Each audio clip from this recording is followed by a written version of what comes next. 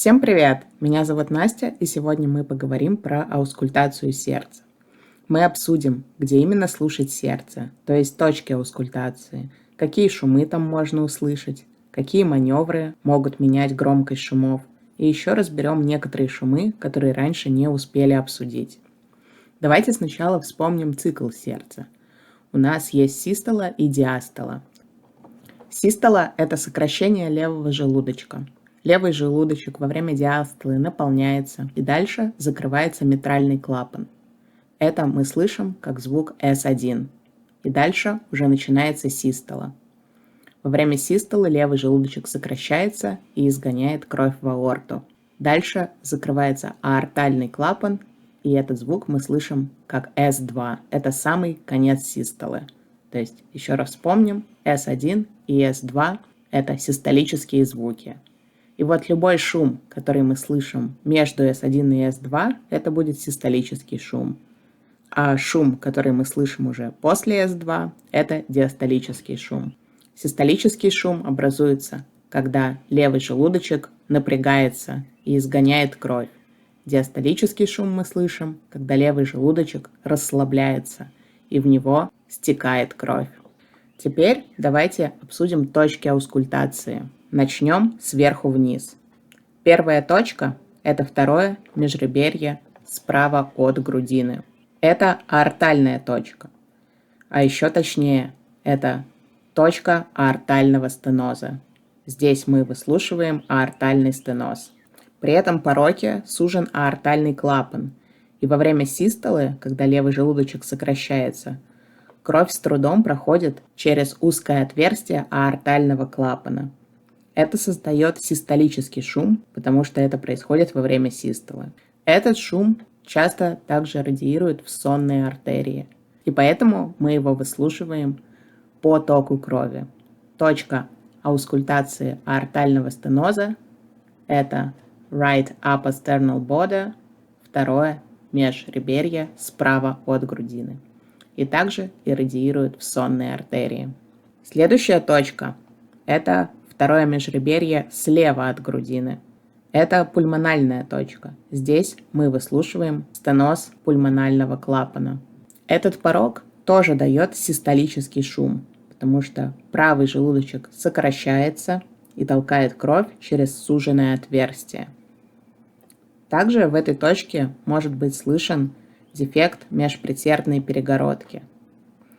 Хоть перегородка находится между предсердиями, шум слышен именно тут, так как при дефекте межпредсердной перегородки кровь слева направо перегоняется с большим объемом в правые камеры и легочные сосуды. Это увеличивает поток через клапан легочной артерии и создает функциональный систолический шум, который мы слышим тут же, во втором межреберье по left upper sternal border. Давайте подытожим. Во вторых межреберьях, что слева, что справа, мы выслушиваем стенозы. Справа стеноз аортального клапана, слева стеноз пульмонального клапана. И оба эти шума систолические. Теперь опустимся ниже, в третье межреберье, слева от грудины. В этой зоне выслушивается довольно много различных шумов. Во-первых, это систолический шум при гипертрофической кардиомиопатии. При этом состоянии межжелудочковая перегородка утолщена и мешает току крови из левого желудочка. В момент сокращения, то есть в систолу, происходит турбулентный ток крови. Отсюда мы слышим систолический шум по left middle sternal border, третье межреберье. Также мы тут слышим диастолические шумы, а именно аортальную регургитацию и пульмональную регургитацию.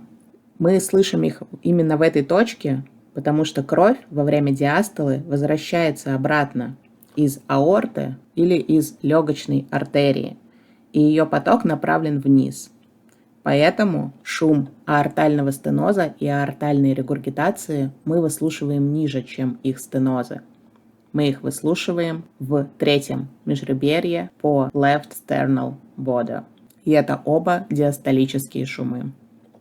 Теперь спустимся еще ниже, уже в lower sternal border, то есть нижний левый край грудины, в четвертом межреберье. Вот эта точка. Здесь мы можем услышать трикуспидальный клапан. Здесь мы выслушиваем стеноз трикуспидального клапана. Этот клапан находится между правым предсердием и правым желудочком. Когда правый желудочек расслаблен, то через трикуспидальный клапан кровь должна стекать из правого предсердия в правый желудочек. И поэтому при стенозе трикуспидального клапана мы слышим диастолический шум. И также трикуспидальная регургитация.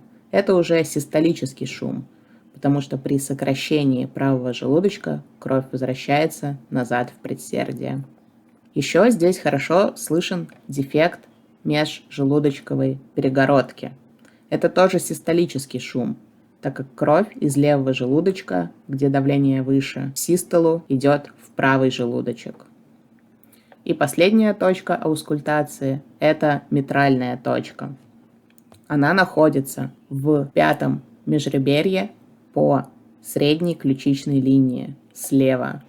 Left fifth intercostal space at mid-clavicular line. Это точка, где мы можем нащупать верхушку сердца и пропальпировать верхушечный толчок. Апекс. Здесь мы выслушиваем все шумы митрального клапана. Митральный стеноз – это диастолический шум, потому что кровь из левого предсердия идет в расслабленный желудочек. Это происходит во время диастолы. И тут же мы слышим митральную регургитацию. Это уже систолический шум, так как при сокращении желудочка часть крови уходит обратно в предсердие. И в этой же точке мы слышим шум при пролапсе митрального клапана. О нем мы поговорим чуть попозже. И напоследок давайте уточним, что такое верхушка апекс и что такое основание бейс сердца. Апекс – это верхушка, то есть самый нижний и левый конец сердца. Он же проецируется в область митральной точки. Бейс – это основание сердца, где находятся выходы из желудочков. То есть это зона аортального и пульмонального клапанов, которые мы слушаем во втором межреберье. Поэтому если вам описан, что шум на base of the heart, вы понимаете, что это аортальный или пульмональный клапан. Теперь обсудим, как меняется интенсивность шумов в зависимости от изменений положения тела или использования некоторых маневров, чтобы лучше проаускультировать какой-то шум. И для этого давайте разделим все шумы на два типа. Первый – это классические шумы, и вторые – не классические, нетипичные шумы. К классическим шумам отнесем все стенозы и регургитации. То есть это стенозы и регургитации всех четырех клапанов – аортального, митрального, пульмонального, трикуспидального. И все стенозы и регургитации будут слышны громче, их шумы усилятся, когда через сердце протекает больше крови. Тем больше крови протекает через клапан, тем громче мы слышим классические шумы, то есть все стенозы и регургитации. К неклассическим шумам относятся пролапс митрального клапана и гипертрофическая кардиомиопатия. Здесь же все наоборот. Чем больше крови протекает через клапан, тем слабее мы слышим шум. Теперь давайте обсудим, когда же крови течет больше через сердце. Чем больше крови возвращается к сердцу, то есть чем больше венозный возврат, тем больше прелоуд камеры сердца, которую мы обсуждаем, и значит больше крови будет протекать через клапан. Поэтому, когда мы увеличиваем прелоуд, то классические шумы, все стенозы и регургитации становятся слышны лучше, шум становится громче. Когда же мы увеличиваем прелоуд и у пациента не классический шум, то есть пролапс митрального клапана, или гипертрофическая кардиомиопатия, то шум становится наоборот тише. Как же мы можем увеличить preload? Вот пришел к нам пациент, и мы можем произвести некоторые маневры, чтобы preload либо увеличился, либо снизился. И тогда мы либо громче, либо тише будем слышать некоторые шумы. Основные маневры, которые увеличивают preload, это приседание. Когда мы просим человека присесть, у него блокируется отток крови в ноги, а та кровь, которая уже была в ногах, как бы остается пережатой в ногах. В итоге вся циркулирующая кровь циркулирует только в верхней части тела, тем самым увеличивается preload. И также при этом маневре увеличивается afterload, так как кровь не оттекает в нижние конечности. Следующий маневр – это просто подъем ног. Кровь стекает из ног к сердцу, тем самым увеличивается preload. Таким образом, при приседании или passive leg raise, squatting – это приседание, passive leg raise – это пассивное поднятие ног. У пациента увеличивается preload, и классические шумы становятся громче, неклассические становятся тише. Какие же маневры снизят preload? Первое – это можно попросить сидящего пациента встать. Когда пациент встает, то под силой гравитации кровь стекает в конечности, тем самым preload снижается. И второе – это вальсальва маневр. Вальсальва состоит из двух фаз. Первая – это strain, фаза напряжения. Тут мы просим человека сомкнуть губы и как бы начать выдыхать против сомкнутых губ. И при исполнении этого маневра у человека поднимается внутри брюшное давление. Так как внутри брюшное давление поднялось, пережимаются вены, которые должны вернуть кровь к сердцу. Тем самым снижается венозный возврат и снижается preload. И дальше есть вторая фаза у этого маневра, когда мы просим пациента расслабиться и уже спокойно выдохнуть.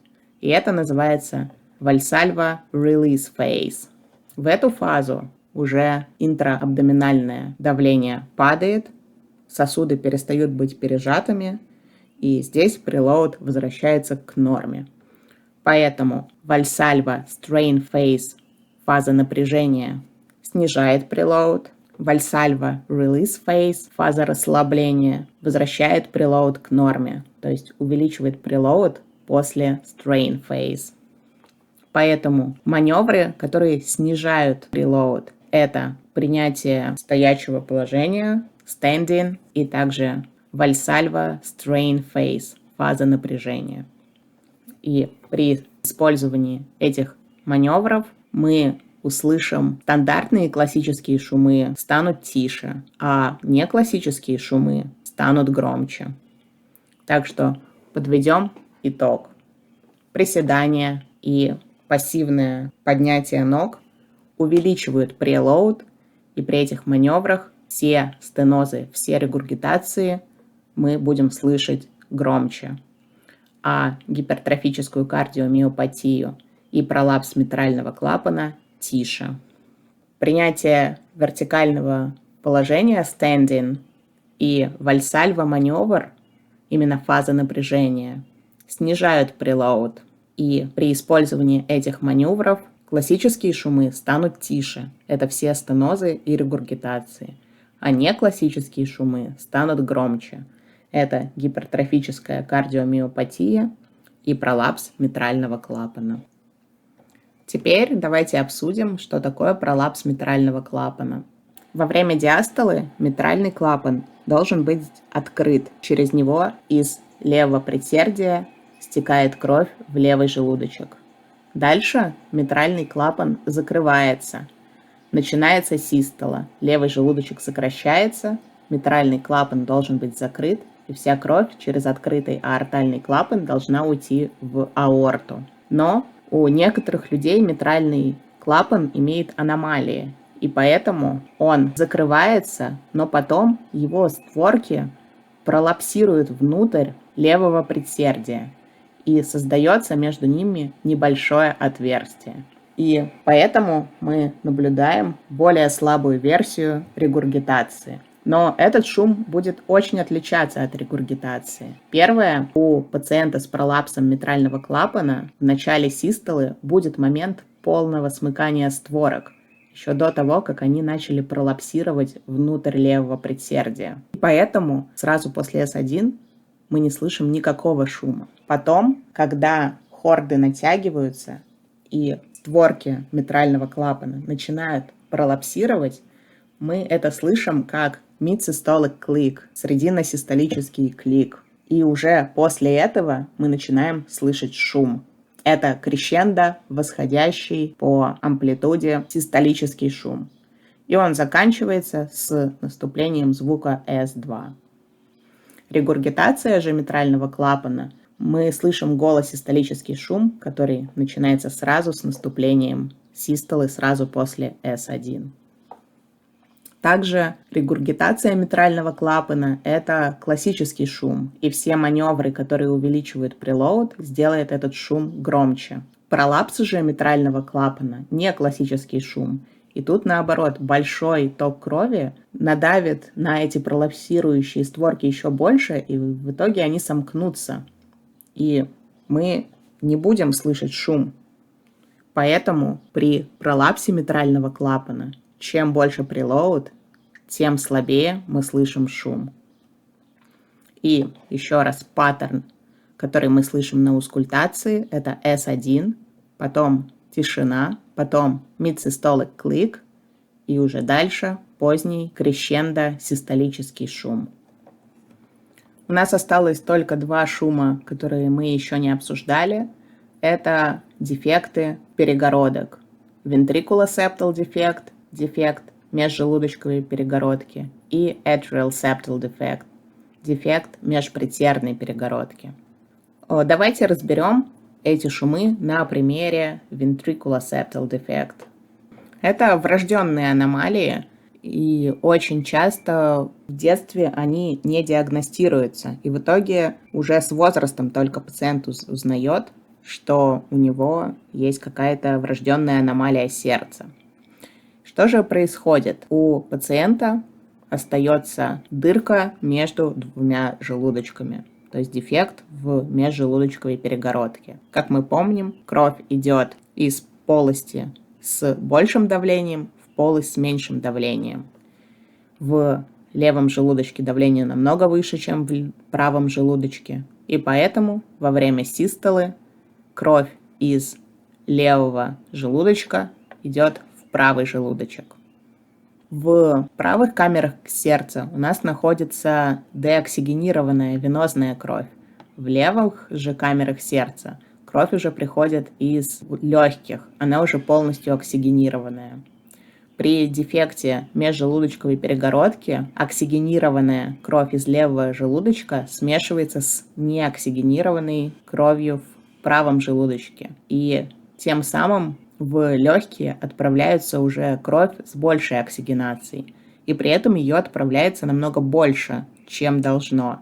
Из-за этого у пациента постепенно увеличивается давление в пульмонарной артерии и в сосудах легких. И если это не корректировать, то с течением жизни у пациента развивается гипертензия легочной артерии. Из-за этого правому желудочку становится сложнее выбрасывать кровь в легочную артерию, и он подвергается гипертрофии, чтобы превзойти давление в легочной артерии и смочь туда выбросить кровь. И с течением времени у пациента развивается гипертрофия правого желудочка. И дальше, если это никак не лечить, то у пациента давление в правой камере сердца становится выше, чем в левой камере сердца. И это уже называется Эйзенменгер синдром, синдром Эйзенменгера. Из-за увеличения давления в правой камере сердца кровь уже течет не слева направо, а начинает течь справа налево. Таким образом, деоксигенированная венозная кровь сразу попадает в левый желудочек. То есть left to right shunt превращается в right to left shunt. И уже эта деоксигенированная кровь отправляется в аорту. В аорте оказывается деоксигенированная кровь. Мы видим гипоксемию, снижение кислорода в крови. До периферических тканей доходит меньше кислорода, то есть наступает гипоксия. И мы это видим как цианоз. Поэтому, если сразу в детстве не скорректировать шунт слева направо, например, ventricular-septal defect или atrial septal defect, также patent truncus arteriosus, то с течением жизни из-за гипертрофии правого отдела сердца шунт может начать течь справа налево и вызвать цианоз уже во взрослом возрасте. И также помните, что чем шире отверстие, чем шире этот дефект, тем слабее слышен шум. Намного громче слышно, как жидкость течет через суженное отверстие. Поэтому, например, рождается ребенок, и у него очень слабо аускультируется систолический шум вдоль left sternal border. И дальше его продолжают аускультировать, продолжают за ним наблюдать. И через несколько недель шум становится громче. Это означает, что этот дефект закрывается, что дефект становится меньше, так как через суженное отверстие шум слышен громче.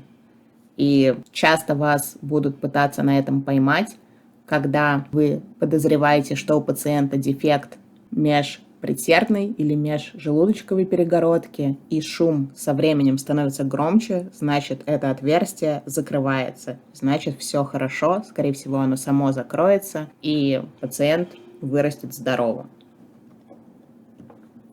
На этом все. На этих страницах First Aid вы можете найти информацию про то, что мы сегодня обсудили. Также обязательно решайте кейсы и обязательно повторяйте информацию с помощью карточек Анки. Всем пока!